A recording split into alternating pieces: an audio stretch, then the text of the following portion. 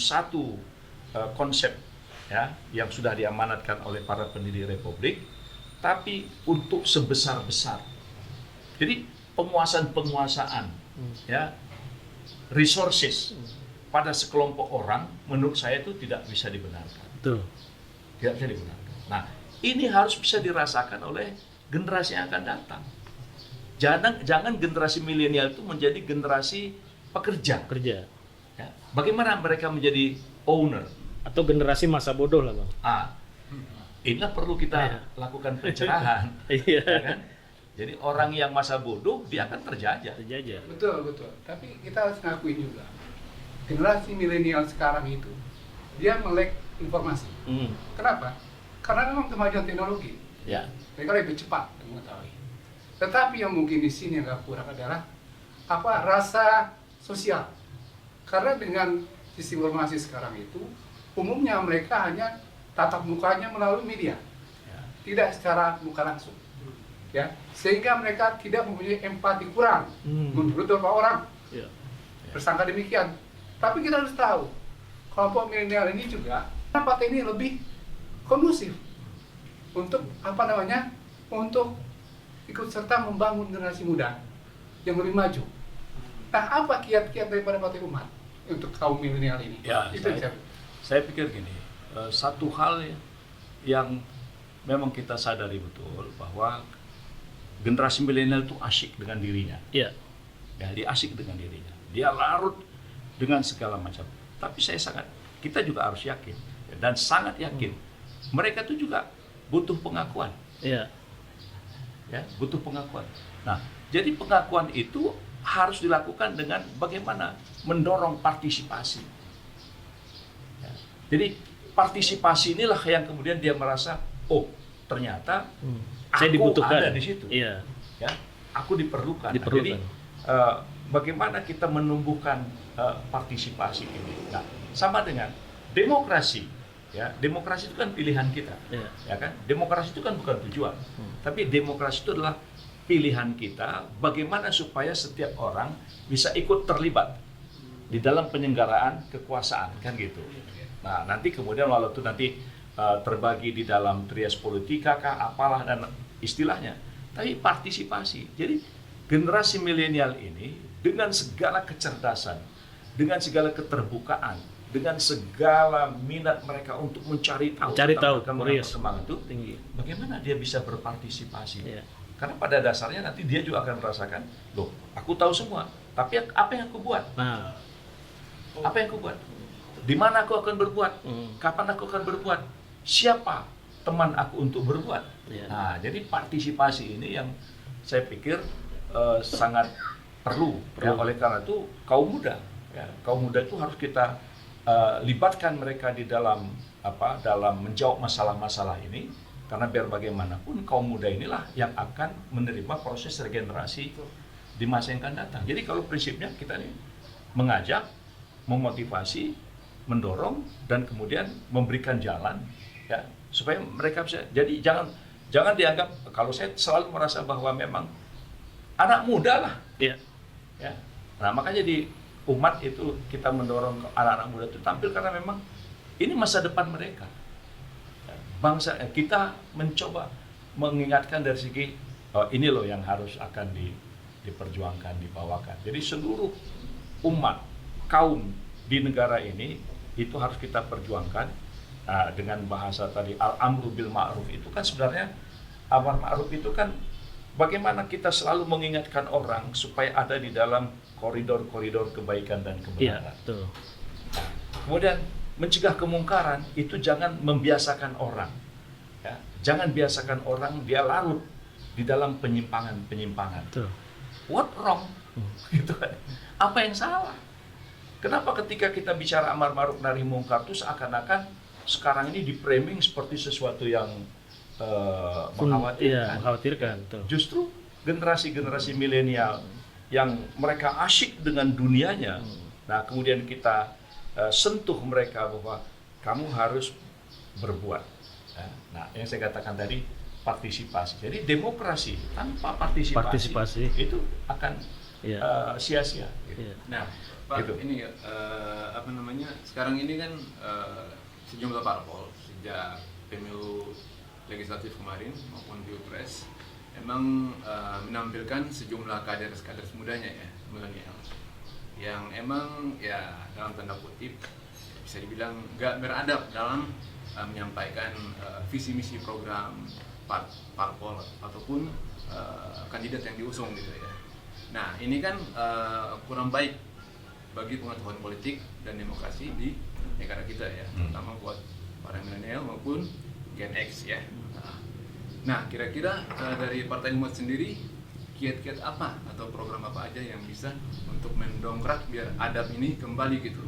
Ya, kata-kata yang Anda sampaikan tentang nggak beradab dan sebagainya, saya pakai bahasa itu malapetaka.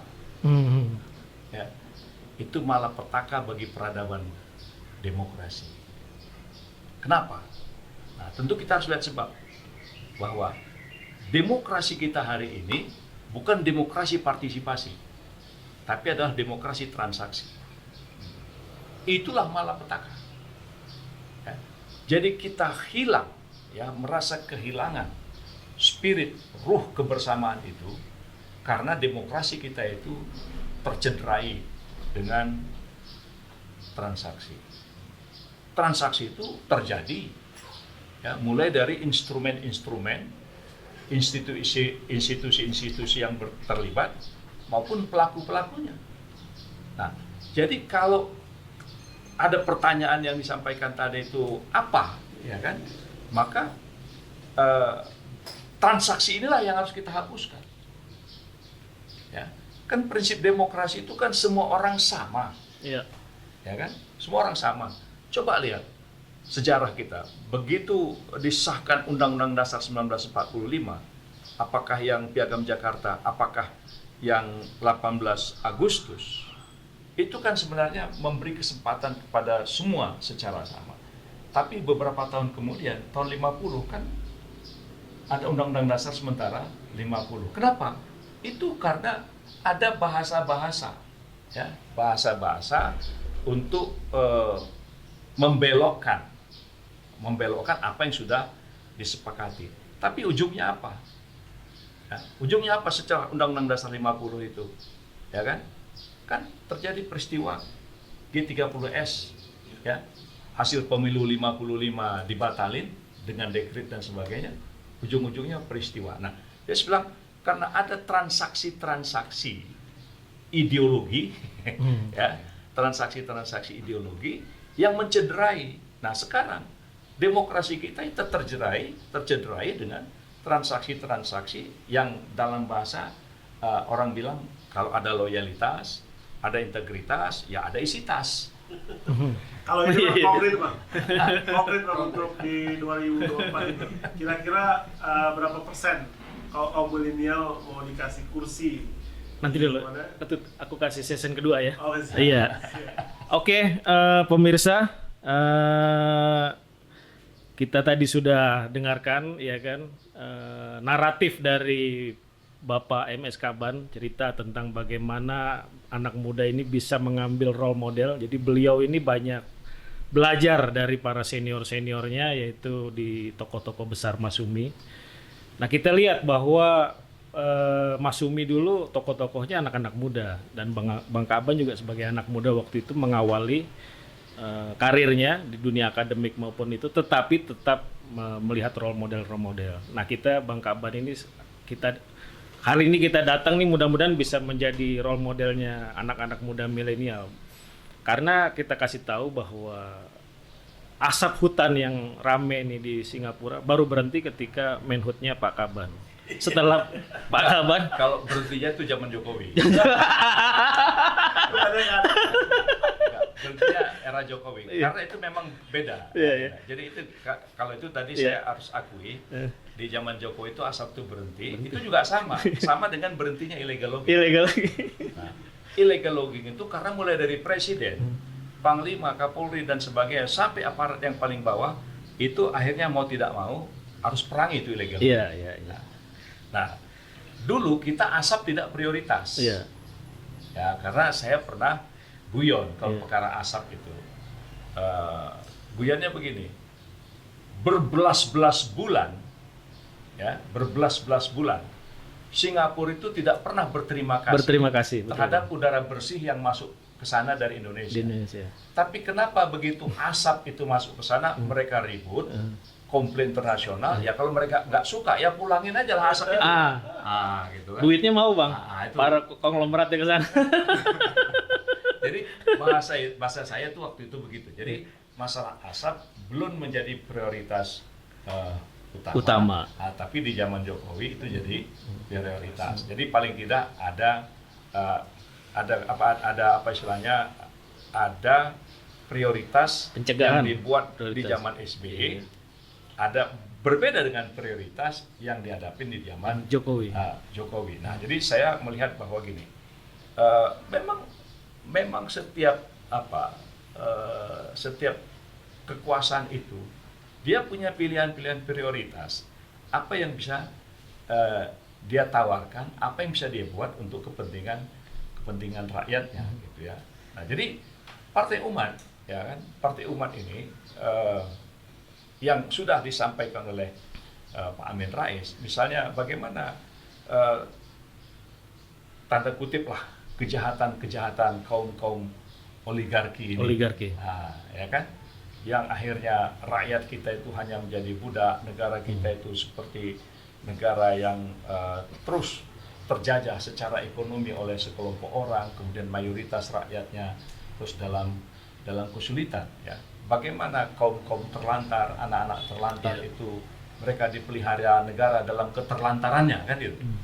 Ya kan ada bahasa kan, fakir miskin dan kaum terlantar dipelihara oleh negara. Ya. Itu maksudnya kan negara bagaimana mensejahterakan mereka. Yang ada sekarang mereka betul-betul terpelihara, tetap dalam kemiskinan, tetap dalam kefakirannya. Iya, itu dia. Ya kan?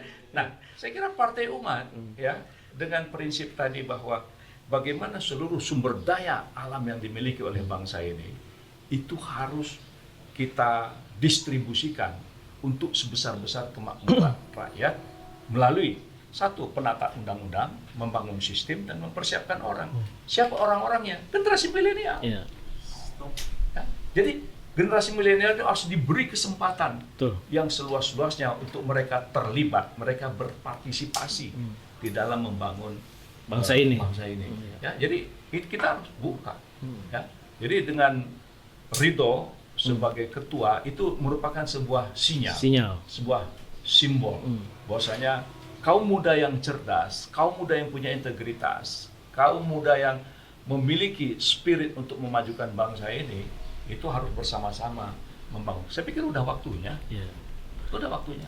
Generasi milenial ini harus diberikan kesempatan. Kita hanya menjaga jangan sampai lari dari koridor cita-cita pendiri bangsa ini. Jadi bahasa masalah ideologi komunis dan sebagainya, saya pikir itu jangan anggap remeh. Karena ideologi itu tidak pernah mati. Tidak pernah mati. Ya. Kapan ada kesempatan dia bangkit, ya kan? Ya kayak virus ini juga lah. Ya, virus COVID ini kan kapan kita lengah dia bangkit. Ya, jadi politik itu memang nggak lepas dari naratif cerita karena ada jurusannya itu political naratif. Bincangnya semakin seru. Ini kita tem langsung tentang suara milenial nih Kanda. Menurut BPS saya baca-baca semalam itu partisipasi anak muda sebenarnya tinggi dalam pencoblosan. Jadi kalau kita ngitung generasi milenial dari 25 sampai 40-an ya, itu di 2019 saja konon sudah sampai 75 juta. Nah di 2024 pemilih pemulanya diduga bisa sampai di total sama milenial itu bisa sampai 100 lebih Kanda. Nah kira-kira dari landscape politik dan bonus demografi tentang kaum muda ini, Kanda tadi sudah sampaikan bahwa anak muda ini jangan sampai salah pilih nih, iya kan? Tadi bahaya laten komunis, liberalisme dan lain-lain sebagainya. Anak muda